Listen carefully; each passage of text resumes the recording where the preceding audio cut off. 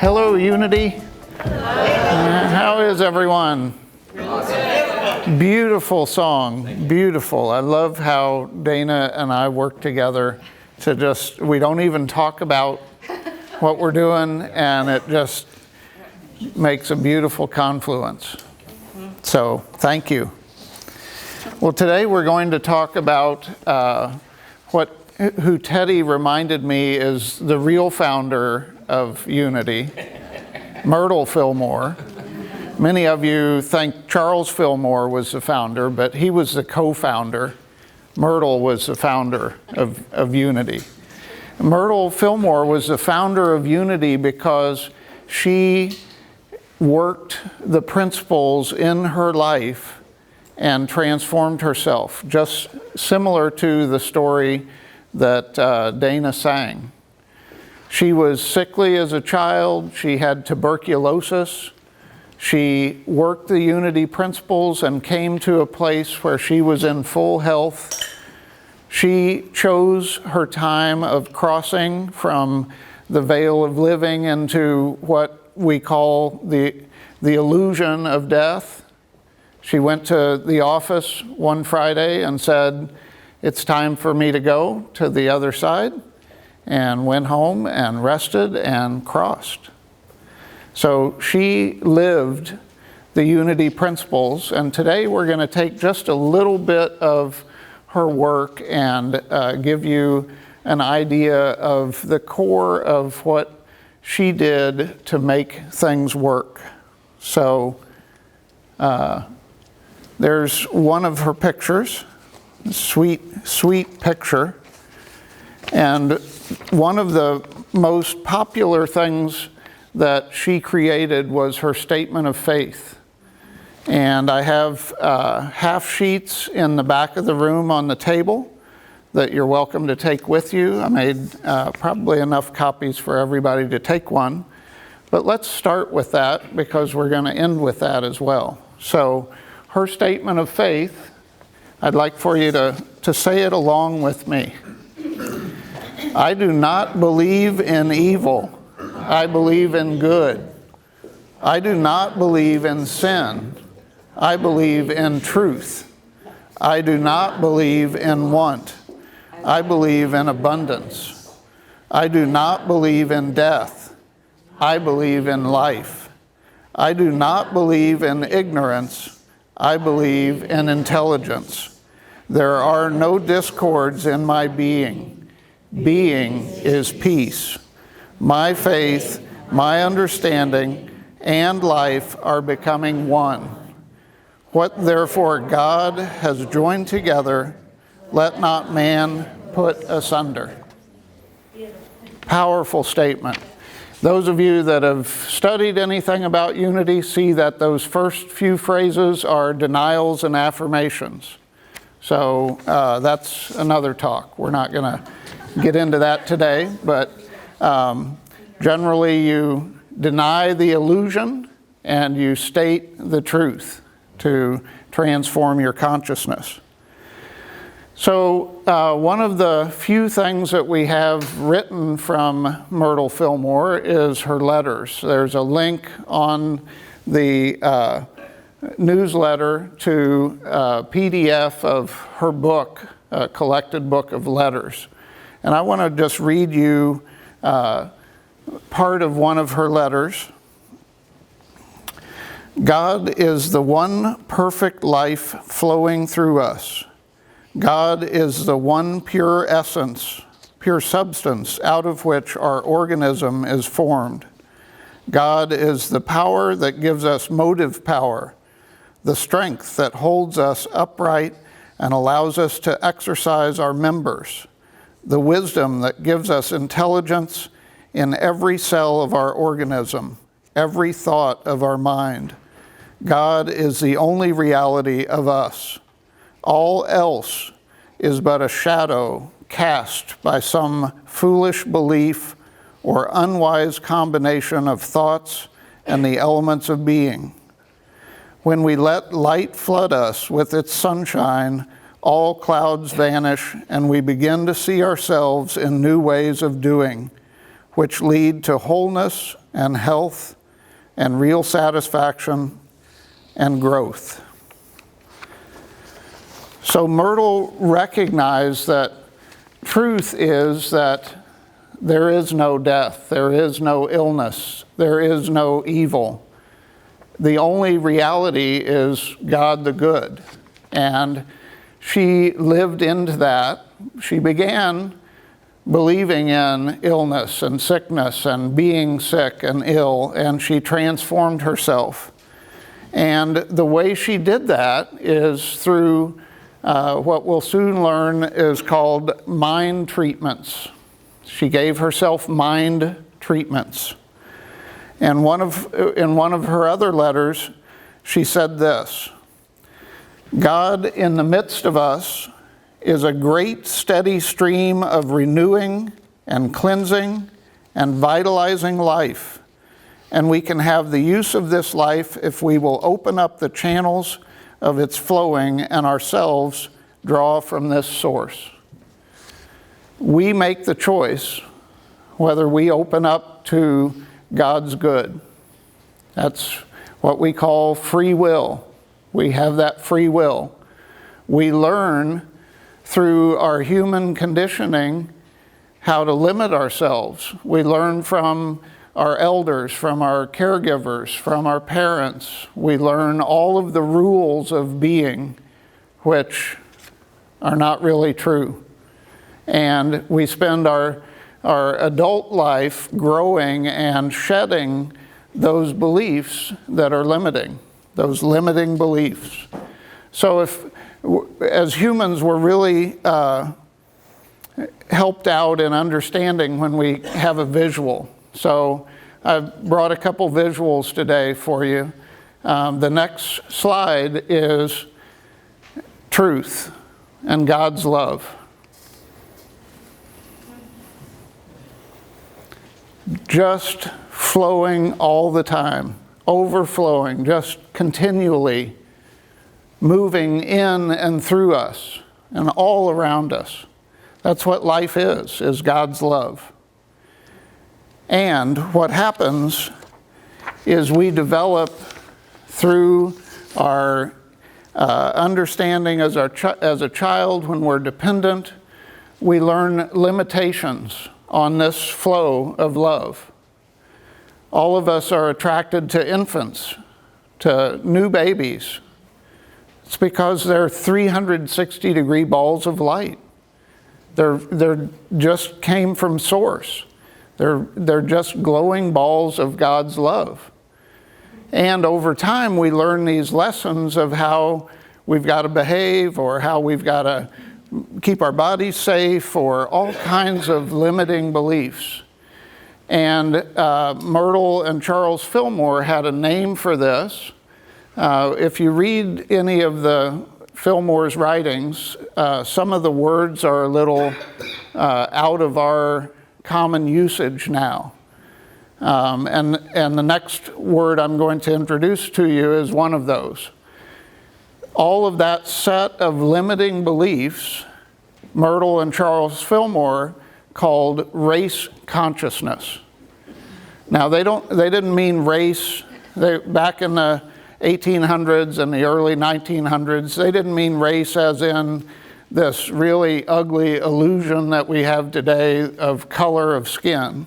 That wasn't what they were talking about.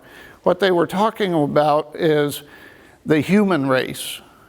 That as humans, we've developed a set of beliefs and a set of consciousness that keep us separated from our Creator.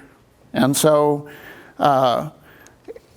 Charles Fillmore, in the Revealing Word, said, "The human race has formed laws of physical birth and death, laws of sickness and physical inability, laws making food the source of bodily existence, laws of mind that recognize no other source of existence except the physical. The sum total of these laws forms a race consciousness separate from and independent of creative mind. When creative mind sought to help men spiritually, the mind of the flesh opposed it and made every effort to solve its problems in its own way.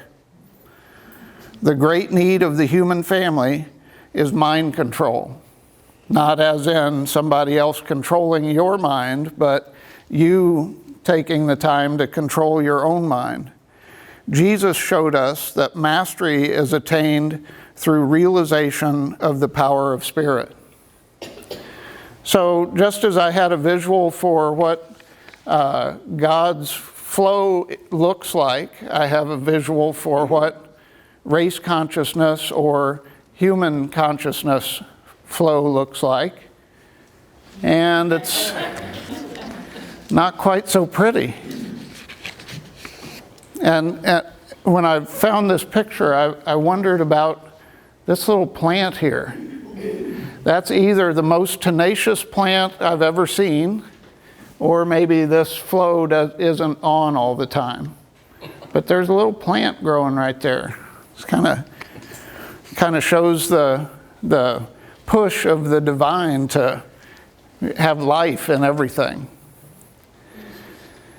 So race consciousness is what we have to work at in our own minds to overcome, to move out of the sense of race consciousness, of all the laws and rules and everything that we've learned. We've got to unlearn those things, and we've got to grow into a place where we go into that other flow and spend time there. The good news is even if we are in a place where we've got to take some of this on, when we're in that flow, it doesn't seem so significant, right?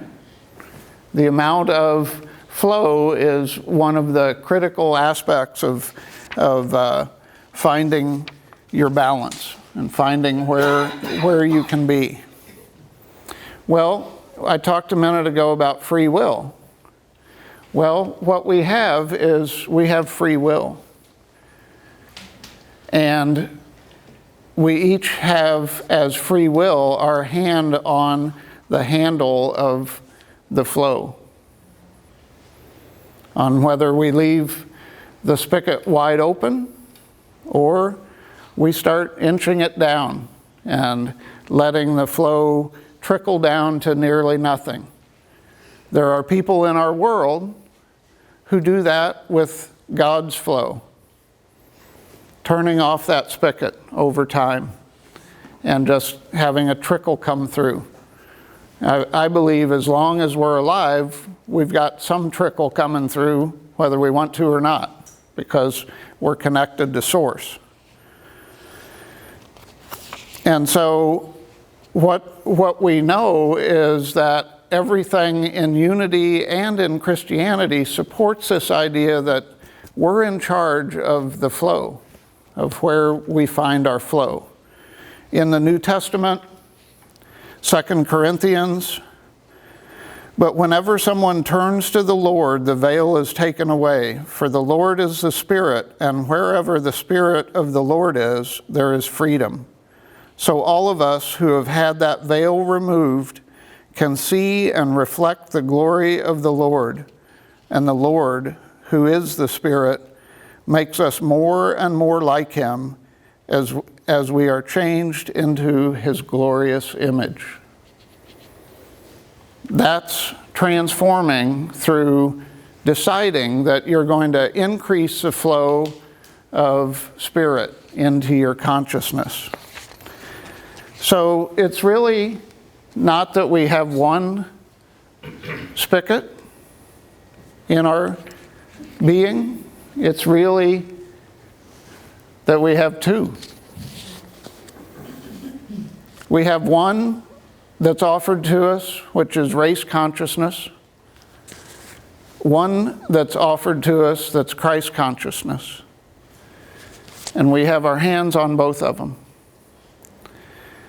And unity teaches us that our practice and our way of moving into Christ consciousness is to turn down the spigot of race consciousness and turn up the spigot of Christ consciousness.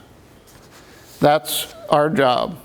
That's how we transform. That's how the veil is lifted so that we become the image of God. So this is what Charles Fillmore and Myrtle Fillmore would call mind treatment. This is the spiritual realization of God's truth for oneself or another, spiritual process or prayer by which man receives the healing power of God. A treatment is a prayer of faith and understanding for healing, harmony, wisdom, prosperity, or any other good that man may desire. Its object is to raise the consciousness of the one being treated to a high spiritual consciousness through which healing is accomplished. When we raise our consciousness into truth, then the illusion of all of the lower vibration things just disappears. So we're back at the start, where we began. This is a mind treatment. This is the way that we shift. Coming to Andrea's class on Wednesday, if you don't know about unity prayer, it's different than maybe what you were raised in, if you were raised in a traditional Christian household. It's affirming the truth of who we are.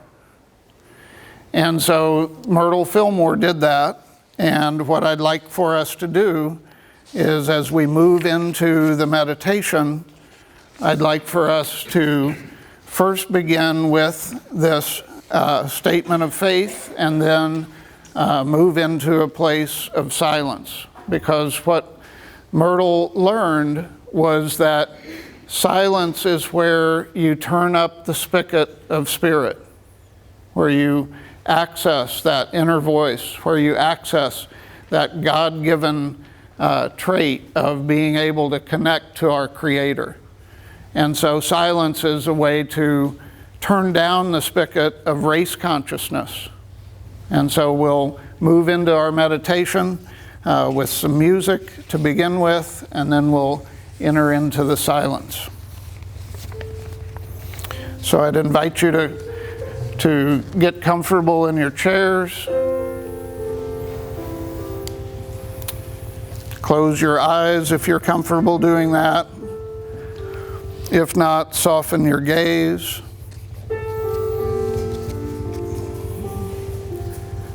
Take a moment to allow your mind to quiet down. One of the best ways to do that is to follow your breath.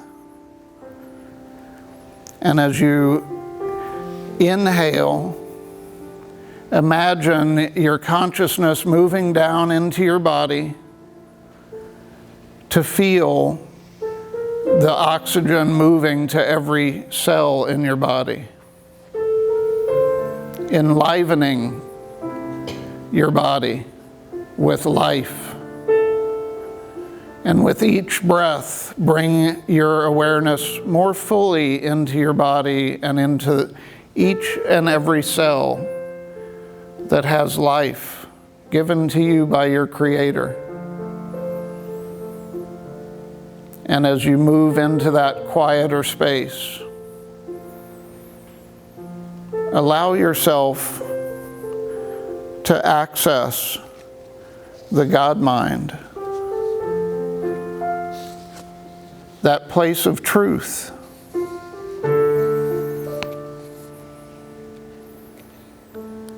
I believe in good. I believe in truth. I believe in abundance. I believe in health. I believe in life.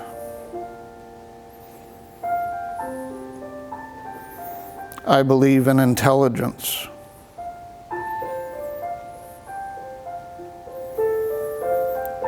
There are no discords in my being.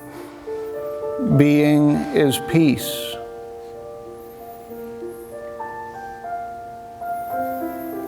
My faith, my understanding, and my life are becoming one.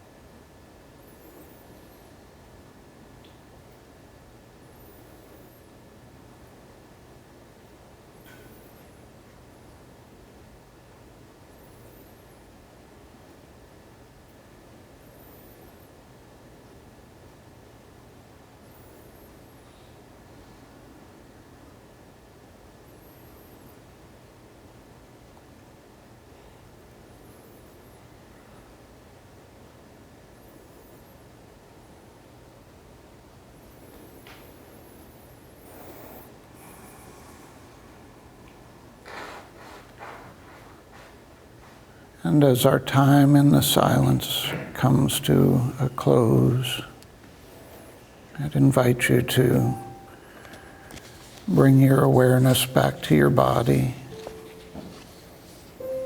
back to your room, back to the room. Gently, one by one, engage your senses. Sense of hearing, sense of smell, sense of touch, sense of taste, and then gently using the eyes of the heart, your sense of sight. Gently opening your eyes and seeing the truth of God's love.